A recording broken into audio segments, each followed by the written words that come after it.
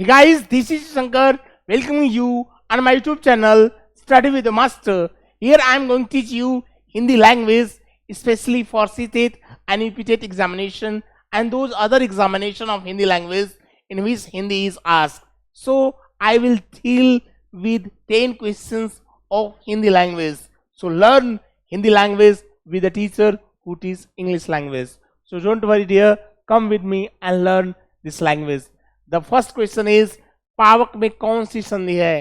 पावक में कौन सी संधि है? तो इससे पहले हम जाने कि पावक का संधि विच्छेद क्या होता है. तो पौधन अक पावक का संधि विच्छेद होगा तो यह कह सकते हैं अक जहां आता है वह अयादि संधि होता है. तो अयादि संधि इसमें दिया हुआ है, अयादि संधि आंसर होगा.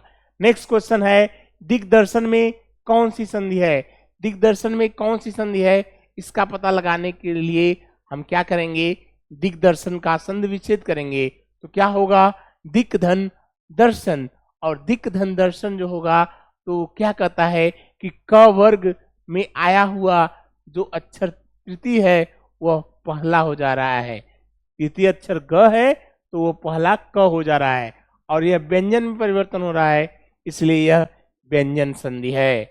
नेक्स्ट है किस शब्द में अति उपसर्ग लगा है? किस शब्द में अति उपसर्ग लगा है?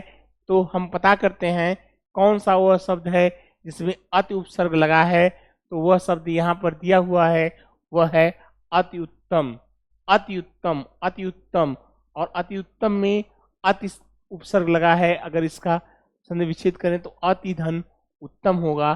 तो अति उत्तम, अति उत्तम. तो कह सकते हैं कि अति उत्तम में यह लगा हुआ अति उपसर्ग है. नेक्स्ट है आहत अतियुक्ति. अतियुक्ति में कौन सा उपसर्ग लगा है? तो अतियुक्ति में अति उपसर्ग लगा हुआ है. तो ये हो गया आंसर.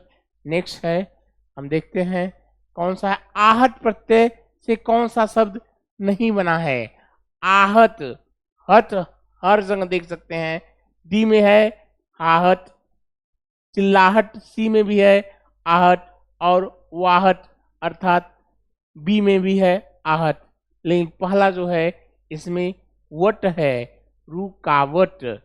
आवट है. आहट और आवट में अंतर है, इसलिए यह आवट आंसर में प्रत्यय आहट नहीं है. नेक्स्ट क्वेश्चन है किस क्रम में गुणवाचक तद्धित प्रत्यय है? तद्धित प्रत्यय है. तद्धित प्रत्यय किस उपसर्ग में है?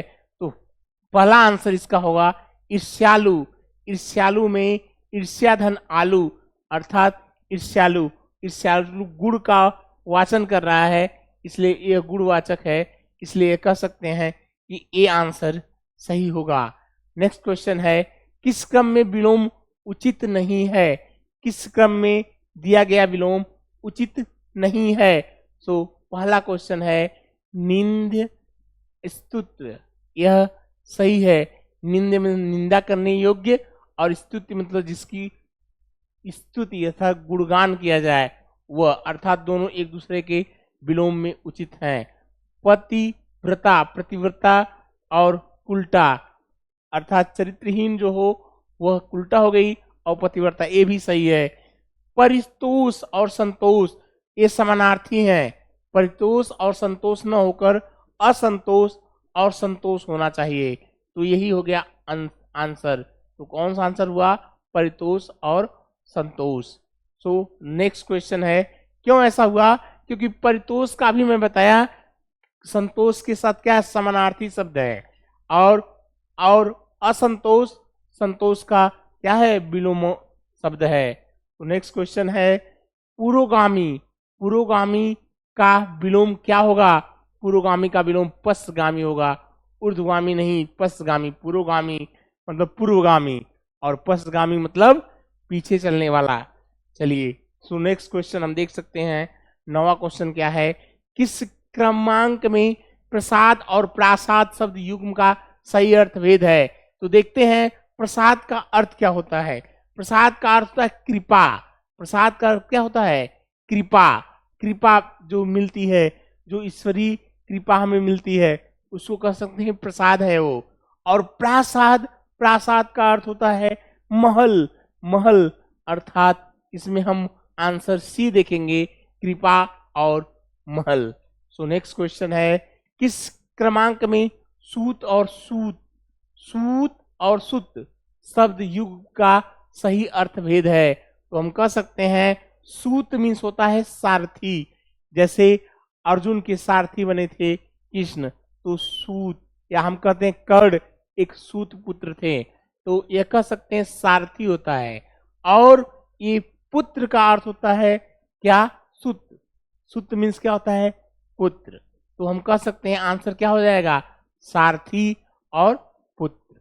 सो इस तरह से हम देख सकते हैं कि I have solve 10 question of Hindi language, and these were very simple questions which are designed especially for CTET and state TET examination. So dear, study with me and learn this language very well. So I will teach you Hindi and English, both languages, for these two examinations. Study with me and do your best. Thank you very much.